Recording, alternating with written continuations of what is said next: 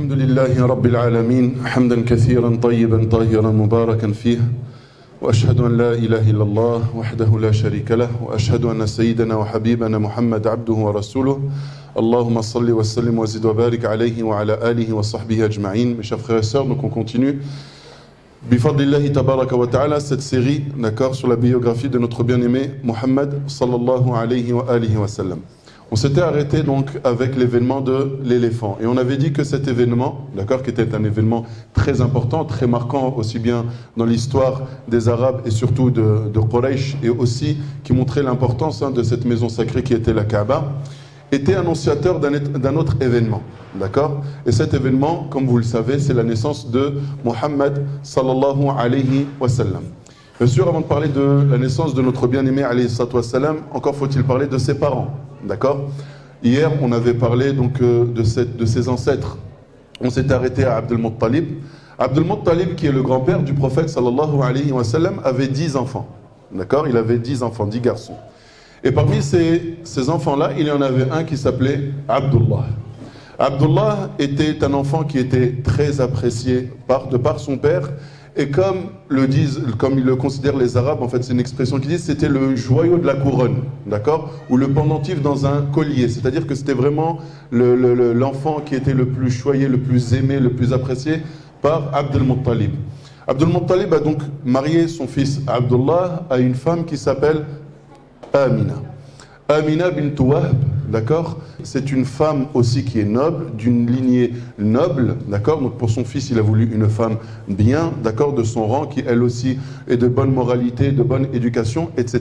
Donc Abdullah, le fils d'Abdul Muttalib, va épouser Amina. Quelques mois plus tard, Amina tombe enceinte de son mari Abdullah, et Abdullah va faire un voyage.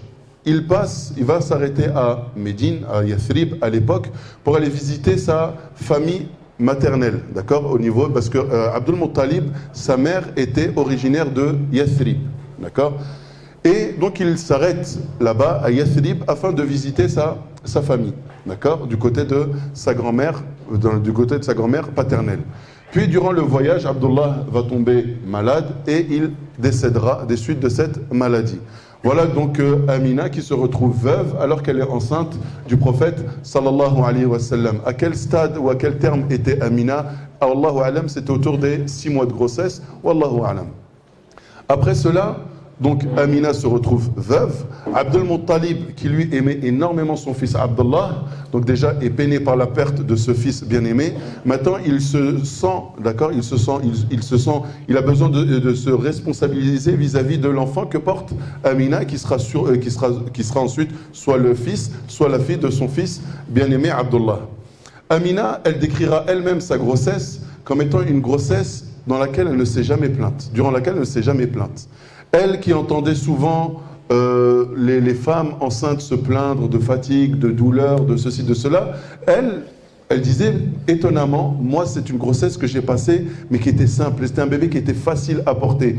Il ne me faisait du mal, elle ne ressentait aucune douleur, aucune fatigue, aucun effet secondaire dû à la grossesse, etc.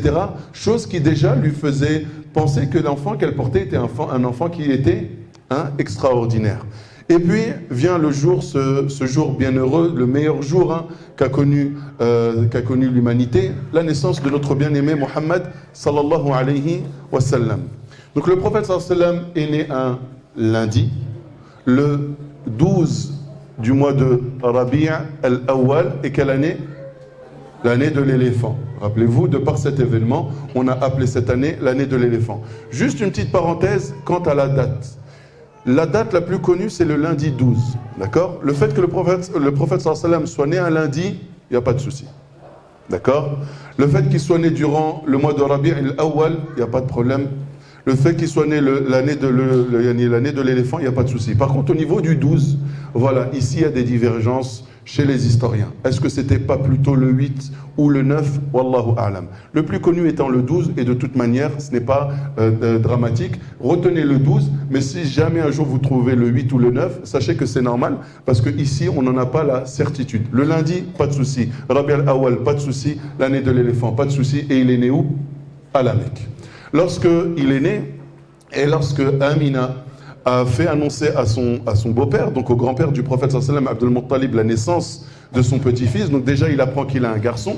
À l'époque, vous vous rendez bien compte qu'il ne pouvait pas connaître le sexe de l'enfant que le jour de l'accouchement. Et vous savez très bien la pratique des Arabes et la coutume qui était que, au contraire, avoir une fille, c'était une honte. Donc déjà, il a un garçon, il est heureux. Et Abdul Muttalib, il prend cet enfant-là et il se dirige vers la Kaaba. Il va faire tawaf avec le prophète sallallahu alayhi wa sallam dans ses bras, puis il va rentrer à l'intérieur de la Kaaba et il va invoquer Allah tabaraka wa ta'ala pour cet enfant et il va le nommer Mohammed. C'est Abdul Muttalib qui va appeler ce petit garçon Mohammed. D'ailleurs, les Arabes étaient très étonnés, c'était un prénom qui était mais très rarement répandu. C'était rare, très très rare, hein, que quelqu'un s'appelle Mohammed chez les Arabes. Ils lui ont même demandé, posé la question, mais pourquoi tu l'appelais Mohammed? Chez les Quraysh, il y avait beaucoup de prénoms qui étaient répandus, mais celui-ci, pas du tout. Et là, il dit, parce que j'aimerais qu'il soit loué dans les cieux et dans la terre. Parce que c'est le sens du mot Mohammed, ou ça veut aussi dire celui qui loue le plus son Seigneur. Et donc voilà Abdul Muttalib qui a le souci justement d'appeler son enfant, de son petit enfant du plus beau des prénoms. À la suite de cela, le prophète Mohammed sallallahu alayhi wa sallam est né, c'est un nourrisson, il va commencer donc sa période d'allaitement. La première femme qui va allaiter le prophète sallallahu alayhi wa sallam, c'est qui? C'est bien, c'est Amina, c'est sa propre maman, d'accord? D'accord, c'est sa maman qui va l'allaiter la première. Il va ensuite avoir deux nourrices. Une nourrice qui s'appelle Thuwayba. Thuwayba, c'est une esclave qui appartenait à Abu Lahab. Abu Lahab, l'oncle du prophète sallallahu alayhi wa sallam, qui va devenir ensuite l'ennemi déclaré du prophète sallallahu alayhi wa sallam. D'ailleurs, il y a une petite anecdote au sujet de cette femme-là, c'est que c'est cette femme-là qui est partie voir Abu Lahab pour lui annoncer la naissance de Mohammed. Elle est partie voir donc Abu Lahab, l'oncle du prophète, pour lui annoncer le fils de Abdullah est né, et il était tellement content de recevoir cette nouvelle qu'il l'a affranchi. Il a affranchi cette femme-là, et ensuite elle a eu comme consigne donc d'allaiter le prophète sallallahu alayhi wa sallam. Mais les Arabes avaient une pratique, d'accord, ils avaient une coutume, c'est que, surtout les Arabes qui vivaient dans des grandes villes, et la Mecque était une grande ville, où dedans on pouvait trouver aussi bien du bien que du mal. Et malheureusement, il y avait aussi beaucoup de personnes qui étaient étrangères à la ville, dans leur manière d'être, dans leur comportement, dans leur manière de s'exprimer, qui pouvaient malheureusement empêcher aux enfants d'apprendre la langue arabe correctement, d'apprendre les bonnes manières correctement, etc. Donc les Arabes, comme ça, à Mecca, ceux qui habitaient les grandes villes, avaient pour habitude de prendre et d'engager des nourrices qui venaient de la campagne afin qu'ils prennent en charge les enfants et que ces enfants puissent grandir dans une atmosphère qui est beaucoup plus saine, beaucoup plus pure. Ils apprennent les rudiments de la vie, ils apprennent la simplicité de la vie en s'occupant des animaux, en s'occupant de la culture, etc. Et surtout qu'ils soient baignés dans une langue arabe pure. Et c'est ce qu'a fait Amina et Abdul Muttalib, c'est ce qu'ils ont voulu. Ils ont cherché pour Mohammed sallallahu alayhi wa sallam une nourrice qui puisse justement s'occuper de ce petit garçon. Alors, ces nourrices sont venues, c'était une année, une période très difficile, c'était une année de sécheresse, de disette, etc. Donc ces femmes se présentent à la Mecque et les enfants sont présentés à ces femmes-là, plusieurs familles sont là avec leurs enfants à présenter leurs enfants. Et là, étrangement, toutes les femmes qui passent devant Mohammed sallallahu alayhi wa sallam le dénigrent, le mettent de côté, ne font pas trop attention à lui. Pourquoi? Parce qu'il est là avec sa maman et avec son grand-père. Et il n'a pas son père est décédé. Et il se disait, mais c'est un orphelin. C'est un orphelin. Qu'est-ce que sa mère, comment elle va nous payer sa mère? Comment elle va pouvoir payer, etc. ou son grand-père? Et Halima a eu exactement la même réaction. Lorsqu'elle est passée une première fois devant le prophète sallallahu alayhi wa sallam, elle n'était pas spécialement intéressée. Mais elle dit elle-même que lorsqu'elle s'est éloignée, elle a senti que son cœur s'était attaché à cet enfant. Son cœur s'était attaché à cet enfant. Et de plus, comme elle dit, en plus, il n'y avait pas d'autres enfants disponibles. Donc elle est revenue. Et elle a quand même accepté de prendre cet enfant-là. Et lorsqu'elle a pris cet enfant, tout a changé. Elle-même dit qu'à peine arrivée dans son campement, là où elle avait laissé son ânesse, où elle avait laissé sa chèvre qui était déjà, son ânesse qui était très fatiguée suite au voyage, et d'ailleurs elle disait elle-même qu'à l'aller, elle était en train de traîner derrière ses amis qui étaient elles aussi venus chercher des nourrissons. Et sa chèvre qui était âgée, qui ne donnait pas du tout de lait, elle dit, à peine arrivé à mon campement, j'ai commencé à voir de la différence. Ma chèvre, qui ne donnait plus une goutte de lait, commençait à donner du lait. Et elle donnait du lait en profusion. Et elle disait, et même moi, le lait que je fabriquais, il était vraiment en quantité. Parce qu'elle allaitait aussi un de ses enfants. Et elle remarquait que le lait qu'elle produisait elle-même était vraiment en quantité, qu'il y en avait largement pour les enfants qu'elle allaitait.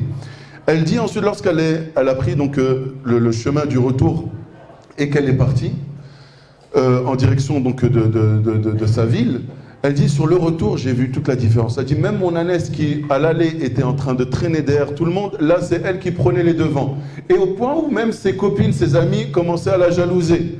Ils disaient, ah Halima, toi, tu as dû prendre une âme bénie. Cet enfant que tu as pris, il est béni, il est spécial. Regarde, tout à l'heure, lorsqu'on arrivait, tu es en train de traîner derrière nous, et là, on te voit, tu es en train de prendre les devants. Et tu es en train de prendre les devants, et ils avaient bien remarqué, d'accord, la différence. Arrivée ensuite chez elle, hein, auprès de sa tribu, là aussi, elle a vu beaucoup de baraka dans la culture, elle a vu beaucoup de baraka dans tout ce qu'elle avait autour d'elle. Elle avait remarqué que cet enfant était vraiment particulier. Ce qui va la pousser même, au bout d'un an, lorsqu'elle va retourner à Mecca et qu'elle est censée rendre le prophète sallallahu alayhi wa sallam à sa mère, elle va négocier avec sa mère, elle va lui demander l'autorisation de le garder. Au bout de 2 ans, Taïb, au bout de 2 ans, pardonnez-moi. Donc elle va demander à Amina l'autorisation, d'accord, l'autorisation de garder Mohammed sallallahu alayhi wa sallam et de le garder, et qu'elle s'en occuperait, elle continuerait. Bon, Amina, bien sûr, hein, le cœur d'une mère, elle a accepté malgré tout. Donc Halima repart avec Mohammed et elle est la plus heureuse du monde. Là va s'en suivre un événement qui va commencer à, faire peur à Halima. Un jour, alors que le prophète sallam joue avec ses frères de lait et qui s'éloigne un peu, il y a 2 personnes qui arrivent et qui saisissent le prophète sallam, le plaquent au sol et retirent son cœur de sa poitrine. De là, ils vont retirer une espèce de grumeau noir. Ils vont nettoyer ensuite le cœur du prophète sallallahu alayhi wa sallam avec de l'eau, certains disent que c'est zamzam ou avec de la glace, etc. pour ensuite le remettre en place. Les enfants sont paniqués, ils partent, ils courent, ils vont voir leur mère en annonçant à Halima ce qui est en train de se passer. Halima est paniquée, elle récupère le prophète sallallahu alayhi wa sallam et là elle commence à le craindre qu'il lui arrive quoi que ce soit, elle préfère le rendre à Amina. Elle va retourner à la Mecque et là c'est le cœur déchiré que Halima va se séparer de Mohammed sallallahu alayhi wa sallam qui est son fils par allaitement. Amina donc va récupérer son fils, son bien-aimé Mohammed sallallahu alayhi wa sallam. Lorsque le prophète sallallahu alayhi wa sallam aura à peu près l'âge de 6 ans, il va voyager avec Abdel Muttalib et Amina. Abdel Muttalib et Amina vont aller du côté de Yathrib. D'accord, Yathrib qui est l'actuelle Médine comme vous le savez. Et comme vous l'a dit, Abdul Muttalib, sa mère était originaire de Yathrib. Et c'est pour ça qu'il était parti là-bas pour, bien sûr, pour aller visiter sa famille et en même temps présenter son petit-fils, etc., à ses cousins éloignés, etc. Donc ils vont aller là-bas à Yathrib et sur le chemin du retour, Amina va tomber gravement malade. Elle va tomber gravement malade et dans une région qu'on appelle Al-Abwa, ils vont s'arrêter et Amina va rendre son dernier souffle. Et là, le prophète sallam a 6 ans. D'accord? Il a 6 ans, alayhi salatu wassalam. Donc imaginez un enfant de 6 ans qui perd sa mère. Il n'a jamais connu son père, alayhi salatu wassalam. Et là, il a 6 ans, à l'âge de 6 ans. Et comme vous pouvez demander à n'importe quel enfant de 6 ans, le mot qu'il a le plus dans la bouche, c'est maman. C'est ummi. C'est pas autre chose que c'est pas papa ou grand-père ou quoi que ce soit. Et là, le prophète sallallahu alayhi wa sallam se voit séparé de sa mère, il assiste à son décès, elle est enterrée et maintenant il doit partir, il est seul, il retourne avec son grand-père. Son grand-père qui était déjà très attaché à cet enfant-là, là son attachement il redouble, il devient encore plus attaché à cet enfant. Abdul Muttalib, c'était le chef à la Mecque. Chez le Quraysh, c'était le chef incontesté, respecté, au point où il avait même un endroit au côté de la Kaaba où il dressait là-bas un tapis et il n'y avait que lui qui avait le droit de poser ses pieds dessus. Même ses propres enfants n'avaient pas le droit de s'asseoir dessus.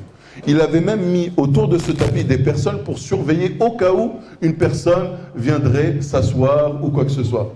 Et ce que faisaient les personnes, dès qu'ils voyaient quelqu'un s'approcher de ce tapis, tout de suite ils le repoussaient. Non, non, ici tu t'assois pas. C'est la place de Abdel Muttalib. Le seul qui avait le droit de poser ses pieds, c'était Mohammed. Il avait 6 ans, 7 ans, il était tout jeune. Lorsqu'il venait, il montait sur le tapis. Alors les servants de Abdel Muttalib venaient et repoussaient à Mohammed. Ils disaient non, lui vous le laissez. Lui, vous le laissez, il a le droit de s'asseoir ici. Et Abdel Muttalib, comme vous l'avez dit, il était très très très attaché au prophète sallallahu alayhi wa sallam. Mais Abdel Muttalib n'est plus très jeune. Il a pris de l'âge, il est très âgé. Et le prophète sallallahu alayhi wa sallam, lorsqu'il va avoir 8 ans, Abdel Muttalib va tomber gravement malade et il va à son tour mourir. Donc le prophète sallallahu alayhi wa sallam n'a pas connu son papa. À l'âge de 6 ans, il se voit séparé de sa maman. Et ensuite, il est pris en charge par son grand-père, Abdel Muttalib. Et à 8 ans, le voilà qui va être pris en charge par quelqu'un d'autre qui aura autant d'amour à donner. C'est son oncle Abu Talib. Abu Talib, c'est l'oncle du prophète sallallahu alayhi wa sallam. C'est quelqu'un qui n'est pas très très riche, qui a déjà beaucoup d'enfants, et c'est une charge supplémentaire qui va venir s'ajouter à lui. Mais il va s'en acquitter de la meilleure des manières. Et comme vous le savez, Abu Talib va s'occuper du prophète sallallahu alayhi wa sallam jusqu'à quand? Jusqu'à son décès, jusqu'à sa mort. Le prophète sallallahu alayhi wa sallam aura 50 ans lorsque Abu Talib va mourir. Et là, il a quel âge? Il a 8 ans. C'est-à-dire que pendant près de 42 ans, il était en train de s'occuper du prophète sallallahu alayhi wa sallam. Et c'est ce qui justifie que le prophète sallam aimait tellement cet oncle-là, et ce qui va aussi lui causer énormément de peine lorsqu'il décédera. Donc le prophète sallallahu alayhi wa sallam est maintenant pris en charge par son oncle. C'est son oncle Abu Talib qui s'en occupe. Il a cette responsabilité et il va assurer cette responsabilité comme il se doit. Et maintenant, on va parler, Inch'Allah, de sa jeunesse et comment le prophète a grandi, comment il est devenu un homme. Et c'est au tour de mon frère Nader de s'en occuper. Bismillah, walhamdulillah, wa salatu wa salam ala rasulillah wa ala alihi wa sahbihi man wala. Rabbi shrah li sadri wa yassir li amri wahlul 'uqdatan min lisani yafqahu qawli. Le prophète alayhi salatu wa salam a grandi sous la protection d'Allah subhanahu wa ta'ala. Loin de toutes les bassesses des usages pré-islamiques, il a été le meilleur parmi les siens sur tous les plans. Quand on analyse le prophète alayhi salatu wa salam, comme il était avant l'islam, c'était quelqu'un d'honnête, de digne de confiance, qui était connu pour sa pudeur, son éducation, sa sincérité. Il était éloigné du vice au point où à son époque il a été appelé As-Sadiq Al-Amin, le véridique, le digne de confiance. De même, il respectait les liens de sang et tenait à affermir les relations avec les siens. Il soulageait le fardeau des gens qui étaient dans le besoin. C'était quelqu'un qui était le meilleur dans les bonnes œuvres. Sallallahu alayhi wa sallam. Il se nourrissait que du fruit de son labeur. C'est-à-dire qu'il ne tendait pas la main alors qu'il était jeune. Très tôt, il a commencé à s'occuper des troupeaux, il était berger, et il faisait tout pour gagner l'argent avec la sueur de son front, sallallahu alayhi wa sallam. Et il se contentait du minimum.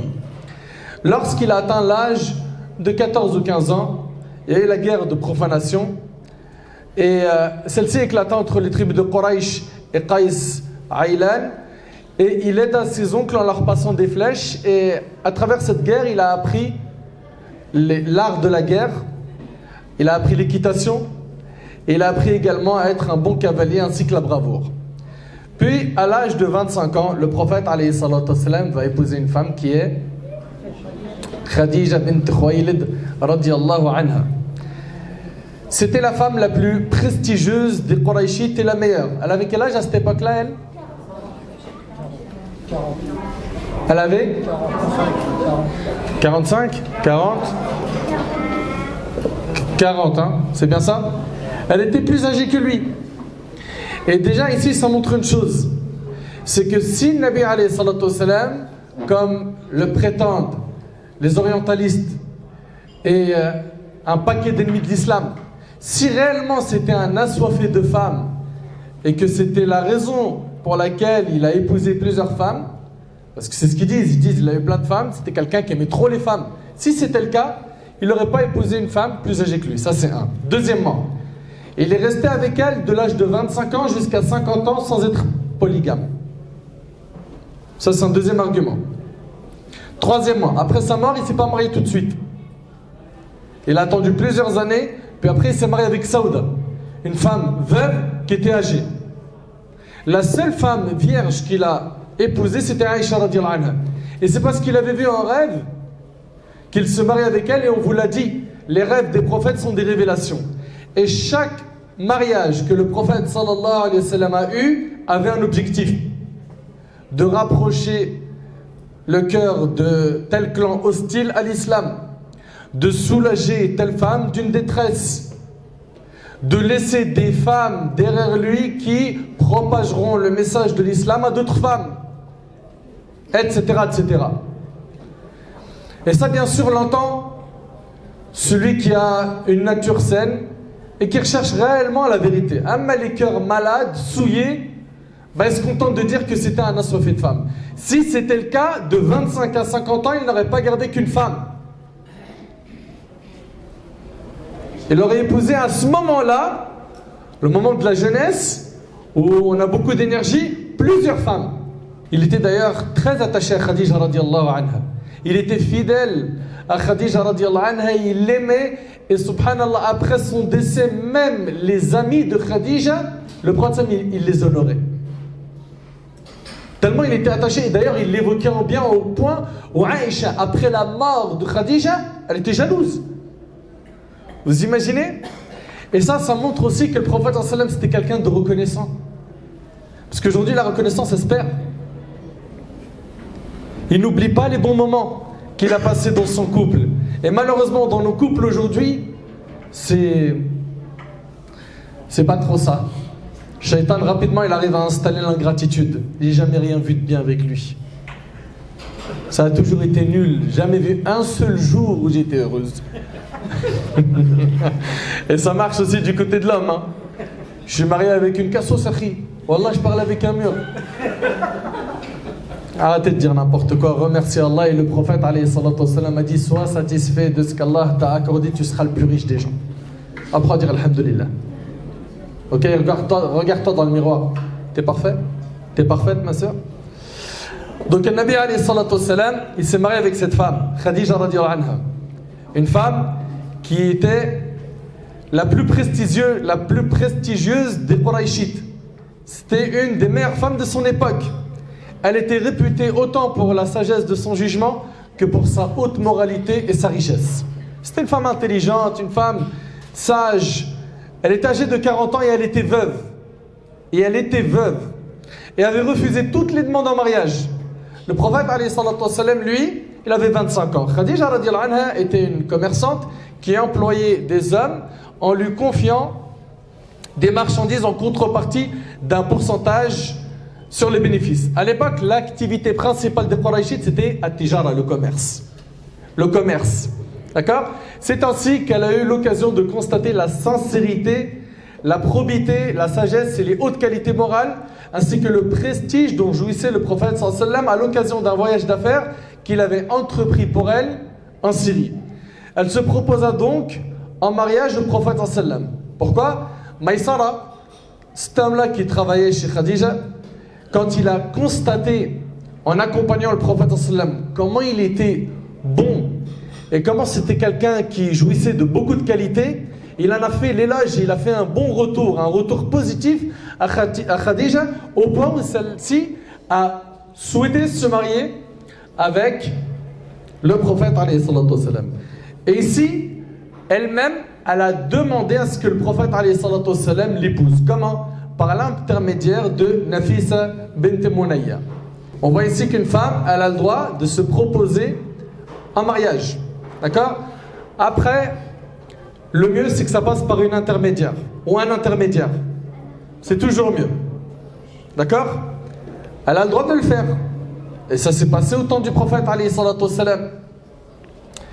Donc, Hamza, l'oncle du prophète alayhi salatu wassalam, fit la demande en mariage et Abu Talib le discours. Le discours qu'on avait coutume de faire pour demander officiellement l'accord de la famille de la fiancée. Le mariage a eu lieu en l'an 595, c'est-à-dire 28 ans avant l'émigration. Khadija radiallahu anha fut l'épouse. Khadija radiallahu anha fut la première épouse du prophète sallam et ce fut elle qui lui donna la majorité de ses enfants, excepté Ibrahim qui était l'enfant de Maria al-Qibtiyya. Voyons ensemble, après avoir vu ce mariage avec Khadija radhiyallahu anha, l'histoire de la reconstruction de la Kaaba et de la grande querelle qui a été évitée.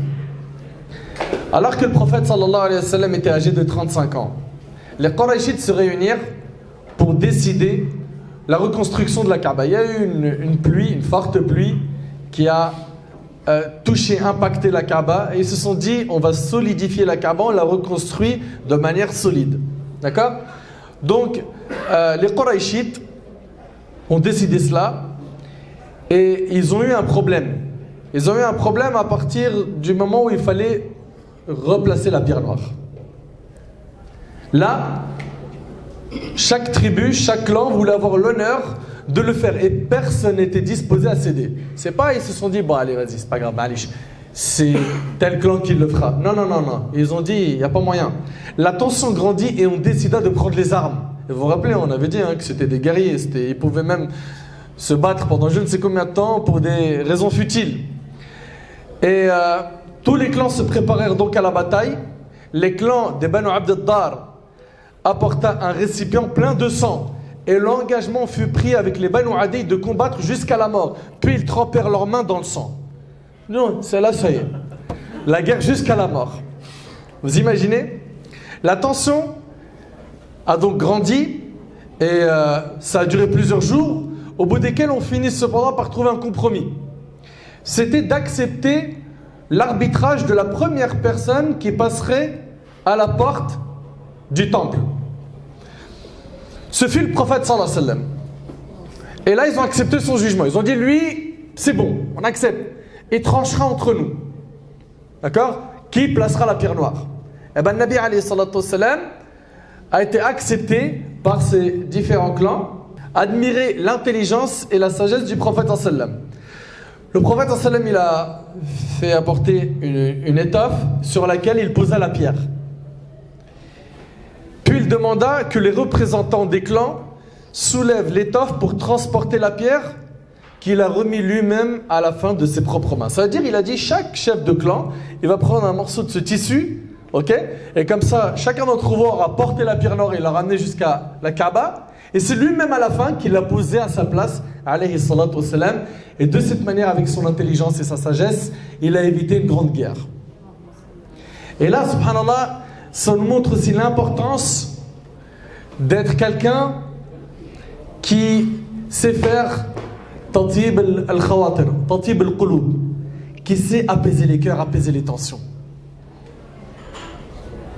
Et ça, Nabi alayhi salatu wassalam, quand on étudie sa biographie, on voit que ça ne s'est pas passé qu'une seule fois dans sa vie, mais plusieurs fois, jusqu'au point où les sahaba ils disent qu'il leur accordait tellement d'estime qu'ils pensaient être les personnes qu'il aimait le plus. Et chacun pensait ça.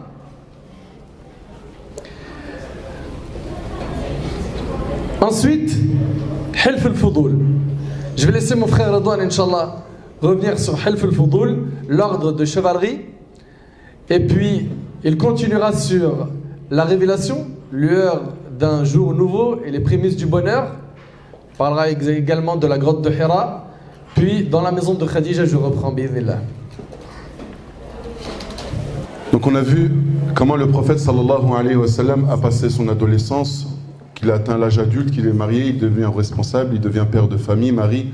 On le voit participer aussi à un grand serment, enfin pas c'est vraiment un serment, c'est une ordre de chevalerie. En fait, ce qui s'est passé, il y a eu un homme qui venait du Yémen, on l'appelait Az-Zubaydi. Il est venu avec de la marchandise à la Mecque. Cet homme-là, c'est Amr ibn Wa'il, Al-As ibn Wa'il, Afwan, Amr c'est son fils, Al-As ibn Wa'il a acheté cette marchandise, mais ne lui a jamais donné son dû. Alors, Zubaydi, qui est là et qui demande son dû, l'argent qu'il lui doit, ici Al-As ne veut pas lui rendre, ne veut pas lui donner. Mais ce Zubaydi n'a pas voulu lâcher l'affaire, donc il a commencé à se rendre vers les plus grands dignitaires de Quraysh, se plaignant de ce qui a été fait. Cette personne, sous prétexte que c'est une personne qui est noble, qu'elle fait partie de l'élite des Quraysh, se permet comme ça de prendre de la marchandise sans donner le dû qui revient à ce commerçant. Et là, bien sûr, c'est une chose qui est inacceptable. Le prophète sallallahu alayhi wa sallam va se réunir avec d'autres membres des tribus de Quraysh chez Abdullah ibn Jud'an. Et là, ils vont aller chez cette personne, c'est une personne qui est âgée, qui est sage, ils vont discuter de cette situation, puis ils vont faire un serment entre eux. Ils vont s'engager sur le fait qu'à partir d'aujourd'hui, on doit être une seule main et unie contre toute forme d'injustice et d'oppression. Et que l'argent de Zubaydi, qu'il le veuille ou non, Al-As doit tout donner jusqu'au dernier centime. Et c'est ce qui va se passer. Ils vont se rendre chez Al-As ibn Wa'il et ils vont récupérer jusqu'à la dernière pièce l'argent qu'il avait gardé et qu'il devait à ce Zubaydi. Et là, le prophète sallallahu alayhi wa sallam, pourquoi on vous parle de ça? Parce que même après la révélation, le prophète se vantait de cette assise. Ce qu'ils ont, d'accord? Il disait, dans le Jahiliya, à l'époque de l'ignorance, j'ai été convié avec des personnes et on s'est engagé sur une chose. Si on me conviait aujourd'hui en tant que prophète dans l'ère de l'islam, j'y répondrai. Et on s'était engagé d'être une seule main contre toute forme d'injustice. Donc on voit le prophète sallallahu alayhi wa sallam qui commence à prendre certaines responsabilités.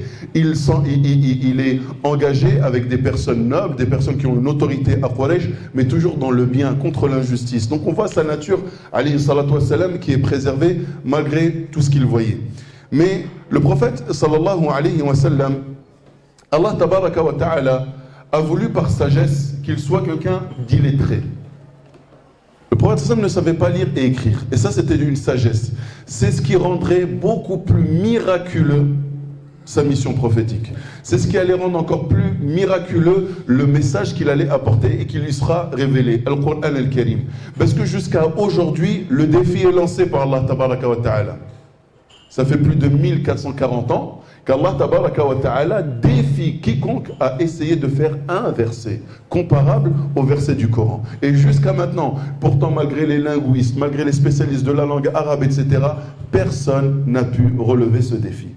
Et de dire que ce message-là, en plus, il a été transmis et enseigné par une personne qui n'a jamais reçu d'enseignement, c'est un caractère qui rend justement cette mission prophétique encore plus miraculeuse. Le prophète sallallahu alayhi wa sallam est un habitant de la Mecque, comme tous les habitants de la Mecque, et il voit ce qui se passe. Et ce sont des choses qui commencent tout doucement à lui devenir de plus en plus insupportables. Il ne supporte pas ce qu'il voit. Cette pratique, cette idolâtrie, etc., c'est des choses qu'il a toujours refusées, réfutées, qu'il s'en est toujours éloigné. Et là, le prophète sallallahu alayhi wa sallam approche la quarantaine, il a 40 ans maintenant, et il a pris une habitude, c'est de s'isoler. Allah tabaraka wa ta'ala a fait que le prophète sallallahu alayhi wa sallam aime cela, aime le fait de s'isoler. Il quittait la Mecque, il partait le plus loin possible, là jusqu'on ne pouvait plus voir les maisons de Quraysh. Et Inch'Allah, on vous emmènera sur place, vous verrez de vous-même.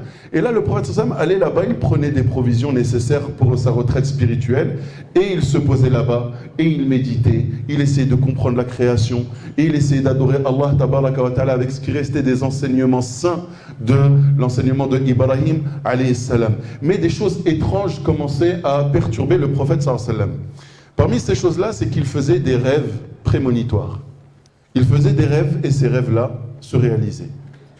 Il faisait un rêve et quelques temps après, ça se réalisait comme il avait vu en rêve. Ça commençait à le perturber. Mais autre chose, c'est que lorsqu'il se retirait et qu'il s'éloignait, qu'il allait à Ghar Hira dans cette grotte, le prophète sallallahu alayhi wa sallam passait et il entendait quoi? Assalamu alayka ya Rasulallah. Et là il se retourne, il ne trouve que des pierres et des arbres. Il ne comprend pas.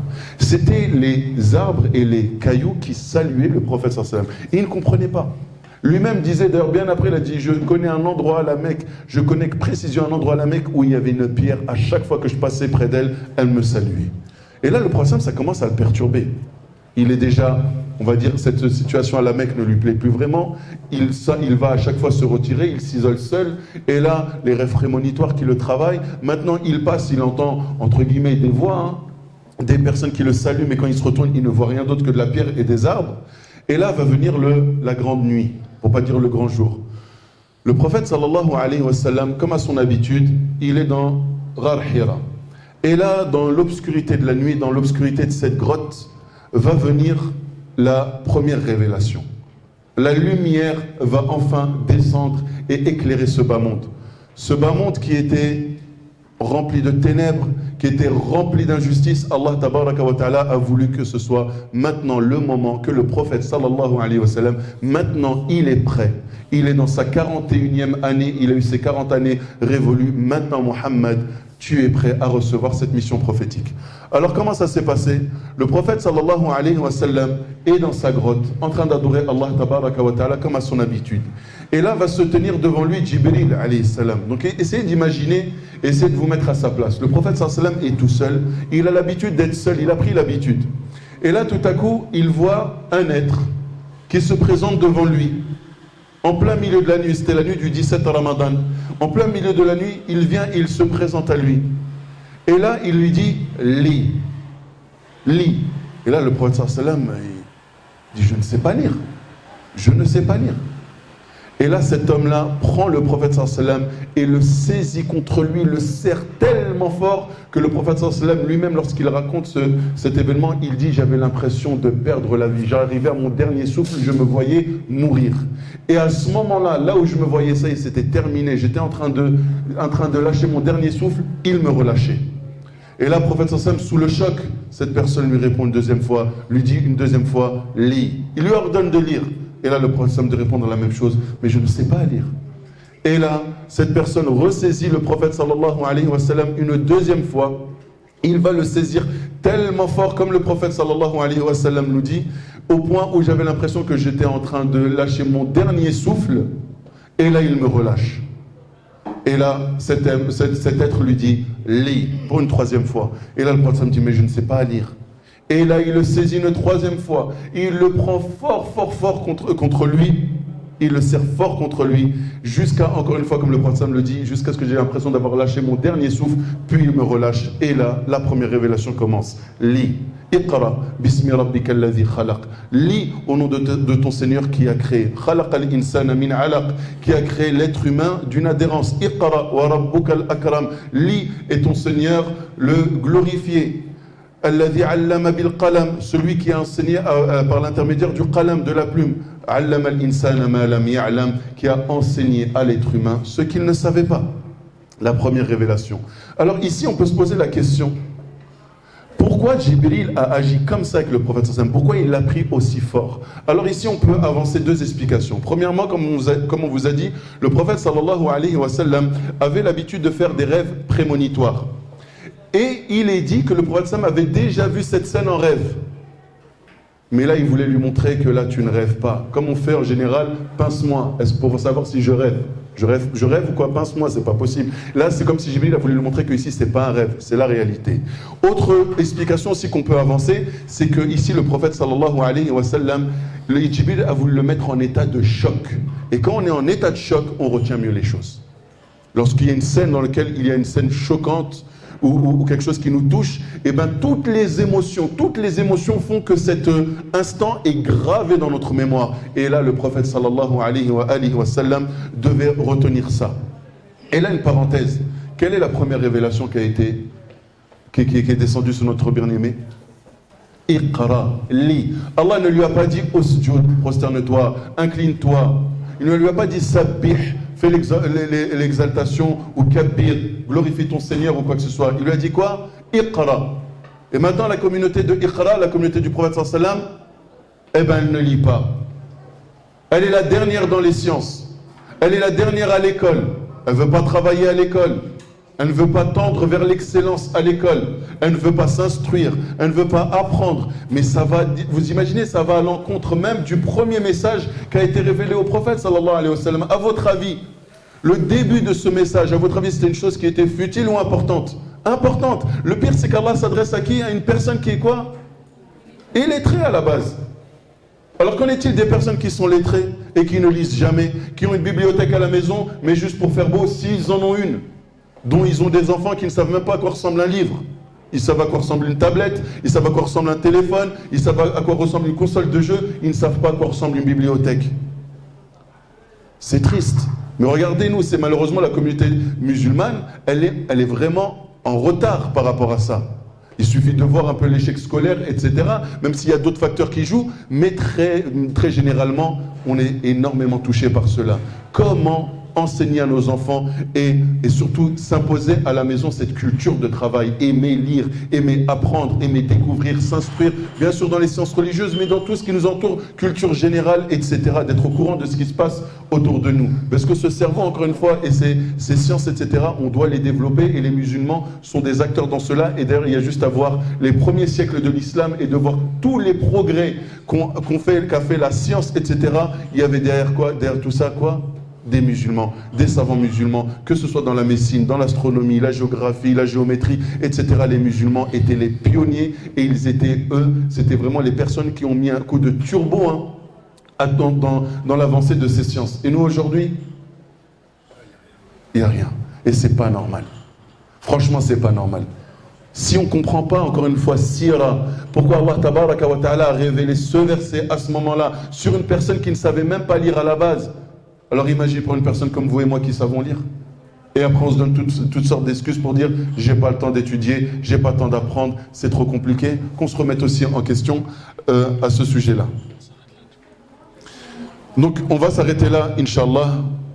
À la prochaine assise, on parlera, Inch'Allah, de la réaction de Khadija, radiallahu anha, quand elle va voir son mari revenir de la grotte de Hira apeuré. Et là aussi, il y a beaucoup de leçons à tirer. Wallahu ta'ala a'lam. Subhanakallahumma wa bihamdik. Ashhadu an la ilaha illa ant. Astaghfiruka wa atubu ilayk.